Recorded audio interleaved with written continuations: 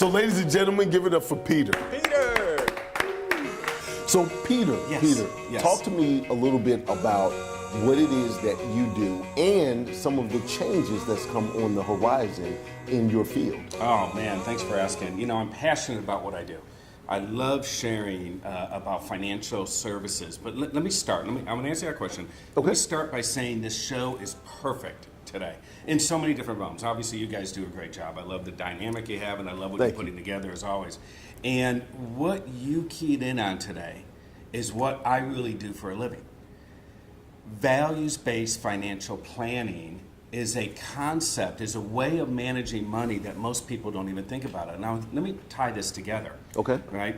When your values are clear, your decisions are easy. Roy Disney made that comment. Now, for those of you who don't know, Roy Disney is the one who got the financing for Walt Disney Productions. So Roy Disney's a pretty smart guy, I would say. You know, Right. he was a pretty smart guy. And so what I do is I help people align their money to their values. Okay. Now this is, that look is great. And most people look at me and go, well, what do you mean about that? Isn't my money aligned to my goals? And most financial advisors will align your money to your goals, which is true, but here's what I know after 25 years of this business. Here's what I know. Goals always change. Values never do. Right. So if you can align your money to your values and fulfill your goals, but be flexible on the goals and therefore be flexible on the money, I believe you'll have a really great life. From my perspective, put your money where the values are, which is what you're doing in your business, right? From a financial planning standpoint, I help people align that. Got you. Yeah, it's an incredible way of looking at money beyond the goals. Now, you asked a question a minute ago, and I know it's a minute ago because I talk a lot. Oh, no, not a problem, not a problem. I'm Italian, you got to hold my hands together and I'll stop talking. It works out really well. So look, here's what's coming up tomorrow, and it's in alignment with my philosophy on helping people with money. Starting tomorrow, June 9th, the Department of Labor has issued a new law that says if you're a financial advisor and you're working with anybody, any client, with what is called qualified funds. What are qualified funds? Qualified funds are things like 401ks and IRAs, money that tend to be put away on a pre-tax basis. Sure. All right, lots of people have money in qualified funds, 401ks, IRAs, so forth and so on. Well, as of tomorrow, and this is going to sound real crazy, but as of tomorrow, if you're a financial advisor and you work with a client who has qualified funds, you must operate at what is called a fiduciary level. Okay. No, What is that? Yeah, right. what does it mean? I was just about to ask. Yeah, thank you for bringing that up. So a fiduciary level simply means you always have to operate in the client's best interest. Now, That's not how it used to be? great point. Isn't that the way I mean, hello, No, right? Well, I my question, okay, maybe I'm asking the question wrong. No, ask. All right, so you're saying that before, or today is the last day where I can give my money to a financial advisor, and today is the last day that he can make my money work for him and not me. Yes. Right? I had no idea. That was all right. Okay. No, and as sad as this is to say, the reality is the level of care for the client industry-wide is not necessarily about the client. Now, I'm not saying every advisor does this. Please don't get me wrong. Sure. I mean, there's a lot of really, really great advisors nationwide. There's a lot of really great advisors who put the best interest of their client first. Right. But what this is saying is the advisor really needs to look at your whole picture and take a snapshot of everything about your finances before they make a recommendation for you. Now, the outcome of that recommendation, who knows what will happen there. But a lot of times what happens is you'll go into an advisor office and you'll say, I've got X amount of money, I want to roll over my 401k, I want to do X, Y, Z. And the advisor will go, well, great, I think this could work for you. Sure. The reality, though, is that the advisor may not know everything about you. Let me try to give a different example, if I may. Okay. You do video work, right? I do. Are the cameras all the same? They are not. They're different, aren't they? They are. So would it be fair to say that if I wanted to get into videography, if I wanted to get into the video business, and I came to you and I said, Nolan, help me understand, help me get a camera that's right for me. Would you just pull the camera off the shelf, whatever camera you got sitting over there, and say, okay, oh, Pete, there's your camera? No, we have to ask questions first. You have to ask a lot of questions, don't you? You have to find out what I'm using the camera for, Exactly. the lighting, the conditions, the environment. Type of tripod I need, power supply. What type of video do you want to spit out? What kind of video do I want? How do I want to upload? I mean, and I know nothing about cameras, folks, clearly. This is why I come to you on it. So you would ask me a lot of questions, wouldn't you? Sure. Really dig into the right camera. And then what if you didn't happen to have the camera that I needed in stock, or it wasn't one that you represented? What would you do? I would order it. You would order it. You would take care of it for me. Yeah.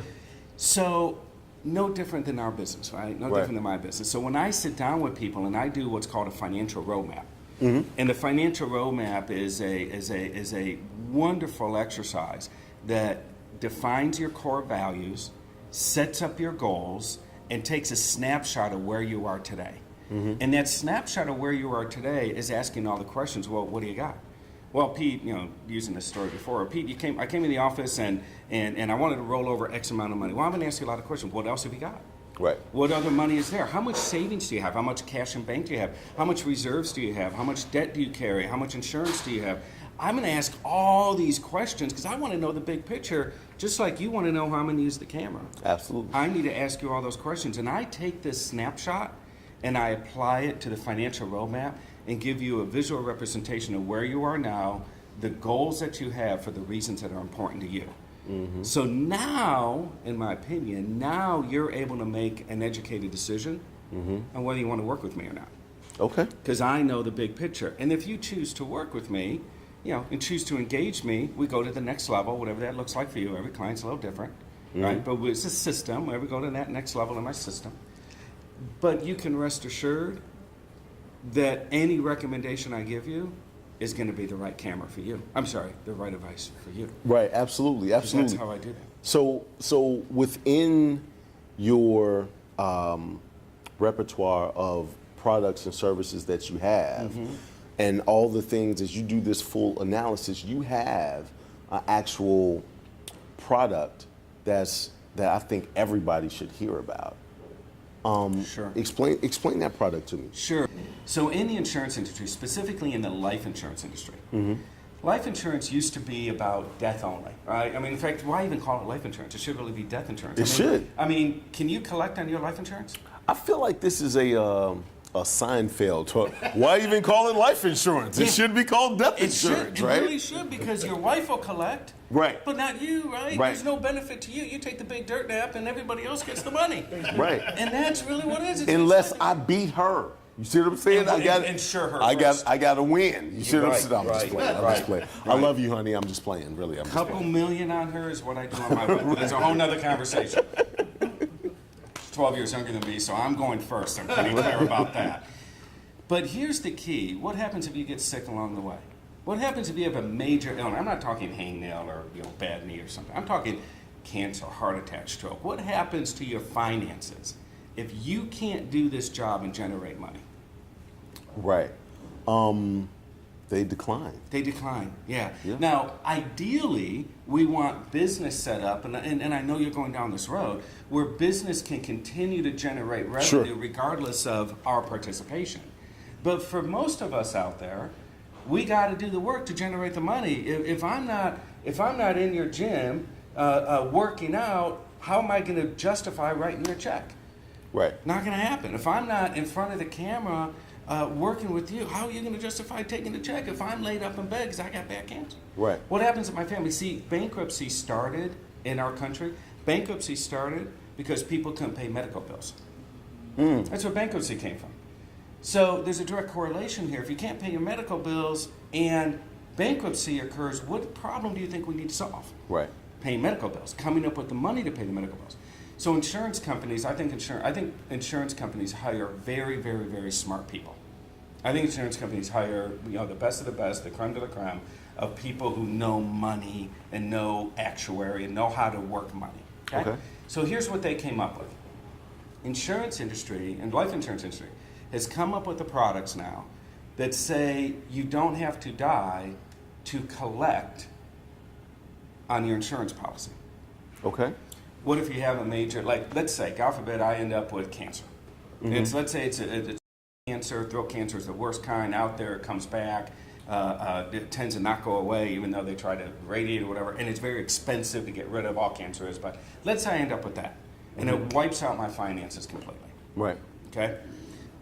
As long as I'm insured, and I have a particular type of product that's available now, not many people don't even know about it, but a particular type of insurance product that's available, I have the potential of collecting, in some cases, up to 100%, 90% of that death benefit and still be alive. Got you. Now, this is a big deal. We had a doctor in this particular situation. Doctor has a policy, got the new policy, I call it. Look, less than 10% of all the policies out there have this benefit, which means there's a high probability your policy doesn't have it. Right. Which also means just take a look to see if it does. Right. If it doesn't and you qualify, get a new one. Right. Here's an example I like to give. I'll give the example of the doctor in a minute, but here's the analogy. Do you ever have a flip phone? I did have a flip phone. You know, I had one of those bricks. Remember those white bricks? I do remember the bricks. Remember that? The brick, and then the carrying case you had to put in the trunk of your car? Right. I wasn't balling by then. You're much older than me. I am. I wasn't balling. A phone in the bag? No, I wasn't balling it. I was in high school. Like, they got phones in bags now. Yeah. As my pager went off, like, I think my girlfriend is paging me, but I'm sorry. Go ahead. No, you're right on. Right, do you have a smartphone now? I do have a smartphone Why now. do you have a smartphone now, man? That pager and that cell phone, that flip phone worked just fine, didn't it? It did not. I do still like to be stylish, Yeah, and see? I And couldn't upgrade. get an app on the brick phone. I'm just trying to tell you, I couldn't get an app on the brick You know phone. those LED lights. Yeah, that's right. right, the lifting app. Like your left arm is big as hell. Like, hello? Like, you know, but go ahead. Aren't those awesome? Right. Well, look, I think it's the same technology. Money technology advances every year, just like electronic technology. Right. So I think a lot of people have a 1980s technology in their money, and all I'm asking is look at current technology. One of the avenues happens to be this new life insurance product that's available. Right. Look at the current technology and update your finances, just like you would update your cell phone. Right. Update your finances to 2017 technology. And keep looking at it on an annual basis. That's what I do with my clients. We review every year where you're at, what happened, what changed, what goals did you have, what goals have modified, what values do you have, and let's make sure the products are still fulfilling what you need them to do, because when the day is done, it's about you living the life you want to live. Right. You know, to give you the power of this product, specifically on the insurance side, we have a doctor. As an example of a doctor who's up in the Northeast, and this doctor got a policy. He was using it for particular reasons, and literally, now he's a throat surgeon, okay? He was having dinner with his wife one night, right 3 or 4 weeks after he got the upgraded technology, having dinner with his wife. And he goes, honey, I got a scratch in my throat. It's hard for me to swallow. I think I got cancer. Now, he's a throat surgeon, right? So Right. his wife is like, come on, dude. You know, Right, you're just, right, yeah, not Right. having. But he went and checked it out. Guess what? He had cancer. Throat cancer. Stage Oh, my 4 throat God. cancer. It's pretty nasty stuff. Now, being a doctor, smart guy, great insurance plan, he tells a story that his insurance, his cost of remediating, his cost of getting rid of that cancer was $1.1 million. Oh my God. Good news is his insurance plan covered 90% of it. That's great. Bad news That's great. is his biggest fear was how was his practice going to stay in operation while he was out getting treated. Because Right. whereas the insurance paid the doctors, the medical, all of that, Sure. nobody paid his practice. Right. So his biggest fear was, how's my practice? Like my fear, if I'm out like that, how's my practice? How do we make money? Right. He happened to talk to his insurance agent. Insurance agent goes, well, wait a minute, you got a living benefit policy. Well, what do you mean I got a living benefit? You got living benefits tied to your policy. They filed a claim with the insurance company. In his particular case, not everybody's going to have the same results. Let's be clear about it. Everybody's different, right? In his particular case, 90% of his policy, to the tune of over $700,000, was paid out to him in a check. Now, he has sat on and said to us, he's completely flat out said, the reason he thinks he healed quicker is because he didn't have stress in his life from Oh, absolutely. you know? Absolutely. How many people get stressed when they don't have money? right? How many people get stressed when they're sick?